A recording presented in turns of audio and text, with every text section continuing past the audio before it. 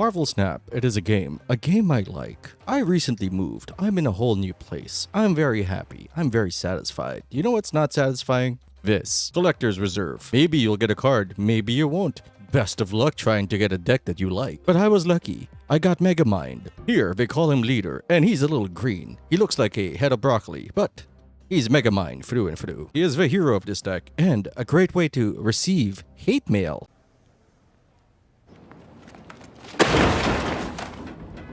6 cost, 4 power, Leader.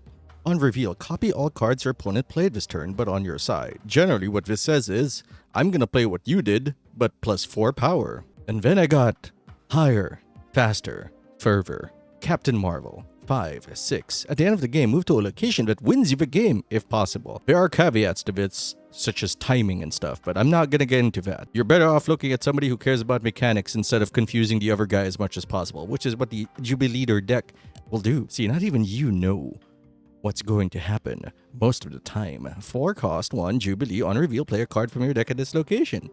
Who knows? Who knows what you're gonna play? Maybe you'll get an early leader. Maybe you will dominate the location with an Odin. Nobody knows. Domino, 2, 3. You always draw this on turn 2 and not before. Very consistent. I think you can see a nipple. Green Goblin. I forgot that Morph existed and I probably should put Morph here instead. But here's Green Goblin. 3 cost, -3. On reveal, your opponent gains control of this. It is good for taking up space and making sure that your side of the board has space for Leader to make friends or for Captain Marvel to move around. Okay, maybe I shouldn't replace this with Morph. Ironheart, 3, 0. On reveal, give 3 other friendly cards plus 2 power. Her only purpose here is to give Odin more purpose. Storm, 3, 2. On reveal, flood this location. Next turn is the last turn cards can be played here. Great with our 4-drop Jessica Jones, and generally gives room for Captain Marvel to dart around and win you the game. Killmonger, 3 cost, 3. On reveal, destroy all 1 cost cards. Great because we don't run 1 cost cards. And what this deck really struggles against is anybody with an actual plan or combo. We disrupt that combo and turn it into a game of power. And Leader almost always wins that game. Enchantress, because ongoing stuff is very, very scary. You can also use this to shut down a destroyer deck by making their protected location very vulnerable. 4 cost, 4. On reveal, remove the abilities from all ongoing cards at this location. This includes your cards if you should happen to decide to run a few.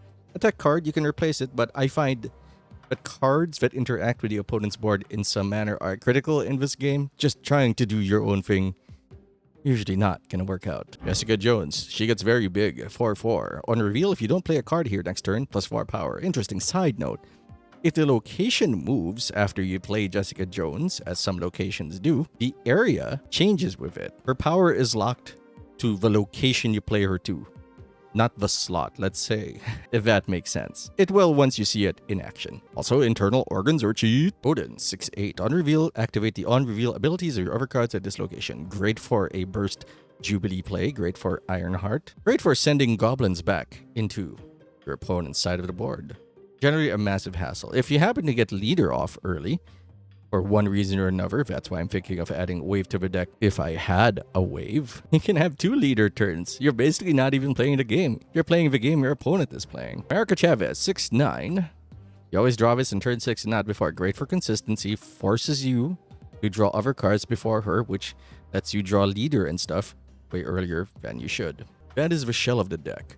The game plan is to play Captain Marvel and Leader. That's it. If you can create some sort of presence on the board, stay within 4 so that Leader can overtake a position, you're pretty much in a golden spot. There are alternative lines of play such as Jubilee Odin, Ironheart Odin, or just overpowering them or controlling 2 or more locations with Storm and Jessica Jones. Generally, people do not like seeing Storm Jessica Jones into Captain Marvel because they know they're gonna have to struggle, they're gonna have to think ahead unless they're in an overpowering position, which is why counter cards such as Killmonger and Enchantress are critical for this deck. You're not winning on sheer power, you're trying to outmaneuver the opponent. So generally I like to attack and try to gain advantage on locations.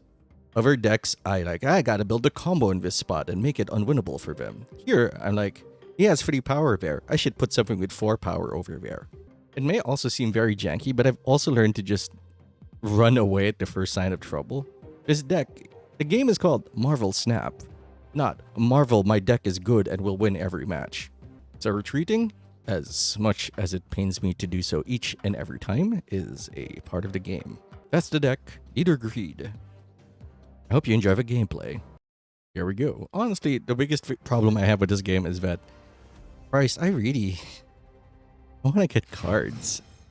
Maybe they're going to make it easier in the future, but even with collector's tokens, it's like a nightmare. I don't have a 1-drop, so Hell's Kitchen isn't going to do anything for us. I'm already thinking about snapping. We see Jubilee, Jessica Jones, and Killmonger. So if you have an early play, got a problem. By the way, I'm going to pause here. When you see stuff like Misty Knight, it's a Patriot deck. It's a deck that buffs units with no abilities that stacks Patriot, with 3 cost 1 power plus 2 to every unit that you have. It doesn't have an ability. And Mystique, who steals, who rather copies that ability, so it's plus 4. Then Onslaught, when it gets out of hand. So I kind of know what we're facing here. So if I don't have the tools to handle it, which I do in hand, an Enchantress and a Killmonger, I could easily just leave. But since I have those 2 in hand, let's give it a shot. Right on time.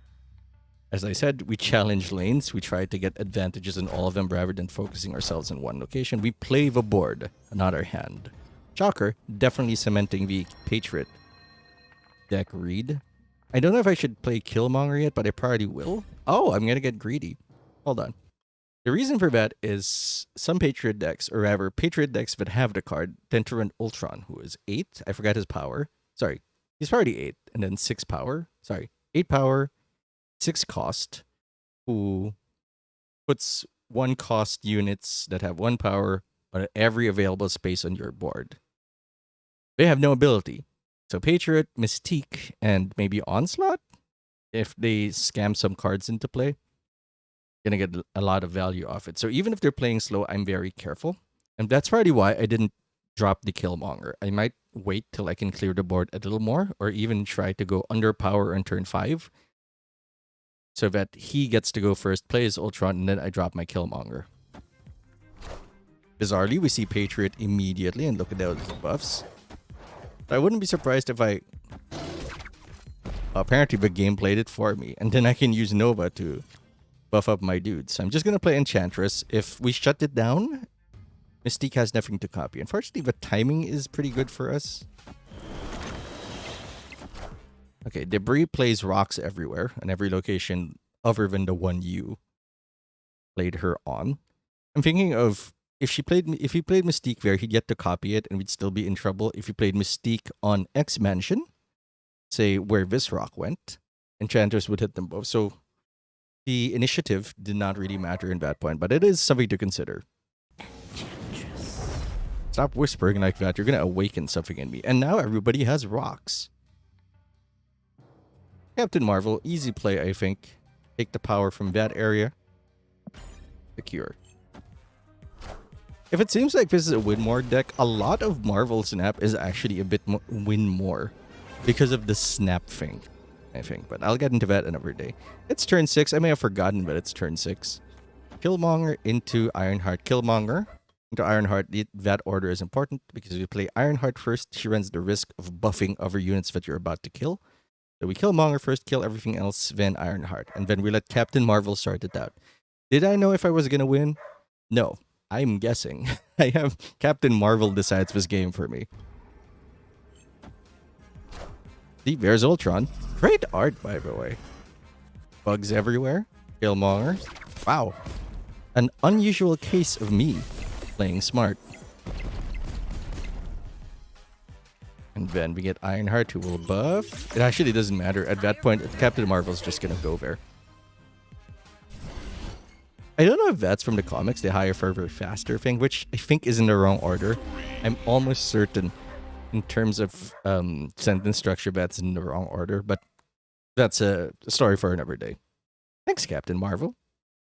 Look, I know that there are bots in the game. I don't know if any of the recordings we have bots in them, but that's just how it be. So we've got our very heavy top end deck. We already see our end game plan, so I'm feeling pretty good about this match.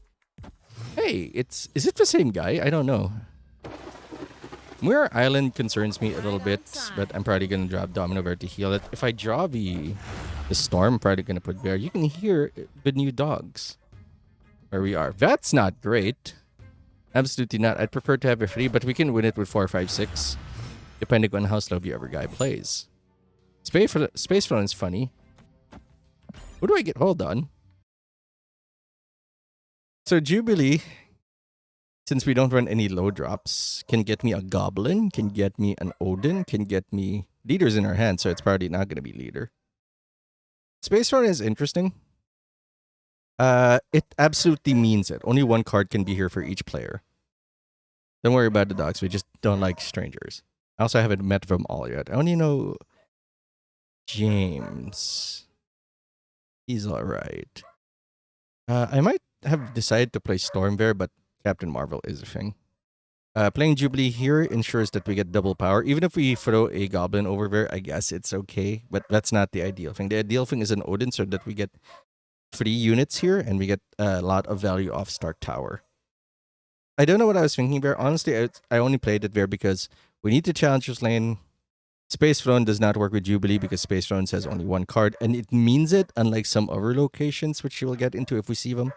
Like if you play Jubilee there, she's not pulling anybody out. So it reads like another Patriot deck, which is one of the most consistent decks in the game. A Kingpin scares me a little. Kingpin reads, if anybody moves to his location on turn 6, they just explode. Oh, Odin. We got the Odin Killmonger play, which is absolutely devastating. That is absolutely the correct snap. Since we have our endgame in hand, we are winning 2 lanes, and he's in trouble. And to dodge Kingpin, all you need to do is either just play in the lane where Kingpin is. Because most, at least the movement cards that I remember, the ones that force movement, require them obviously to move from other locations into Muir Island. Like Gambit, not Gambit.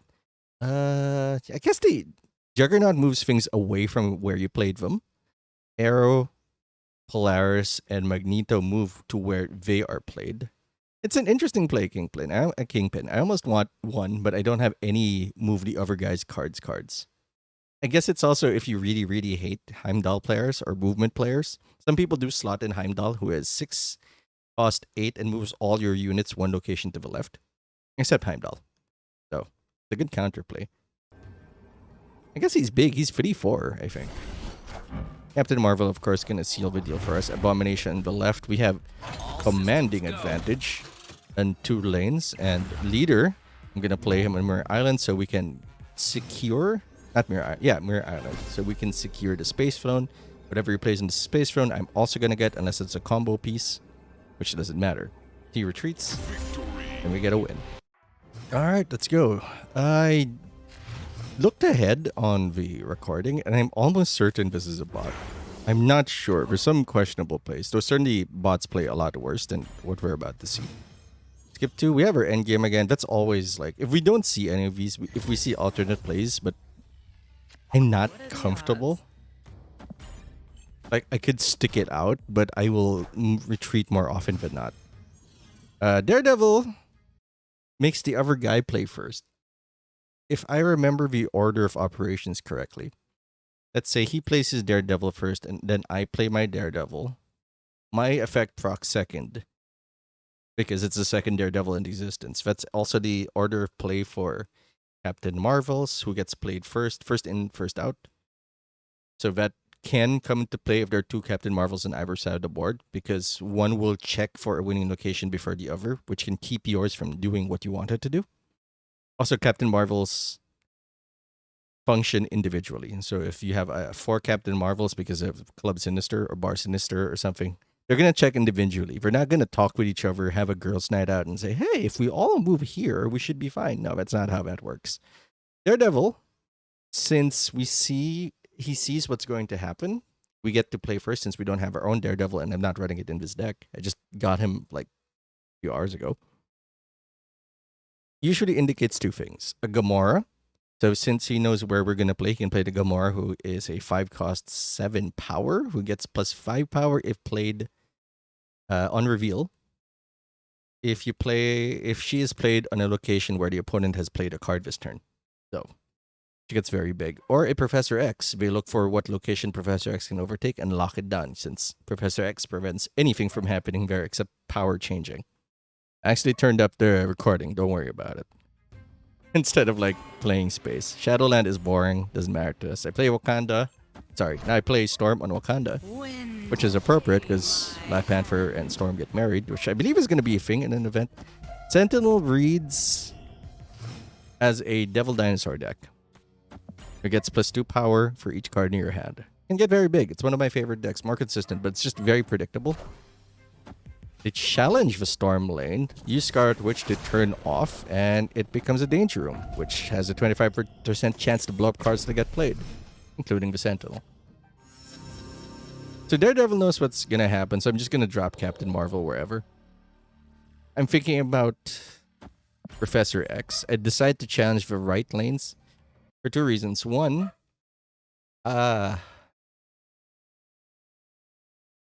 I don't know. Like, I probably should have challenged this lane, but this lane lets us take a location from them. This lane lets us win a location we're already winning, so I find that more valuable. No, would have ended up in the same way ever. The only place I don't want to play her, obviously, is Danger Room. Unless they play an armor there. I'm not actually sure how Professor X interacts with Danger Room, because he also prevents people from getting, getting destroyed. But he can't challenge Danger Room because Jessica Jones is about to gain +4 power. So we're in a great position. If he plays Gamora, we're still ahead on this lane. We can start challenging this instead and rely on Captain Marvel to maybe take Shadowland or Danger Room later, because it's only cards that played that have a chance to be destroyed. She can safely go there. So I guess that's why I put Captain Marvel there. There was a part of me that wanted to play Jubilee there just if he doesn't know what I'm gonna do, neither does he. The problem with Jubilee is, yeah, if Professor X flips before Jubilee, which wasn't the case, Jubilee does not actually summon anybody because he prevents all changes in that area. That's a greedy snap on 6, but Leader basically wins me the game. We're ahead 2 locations. Whatever he plays gets copied here. If he plays anything big, we win.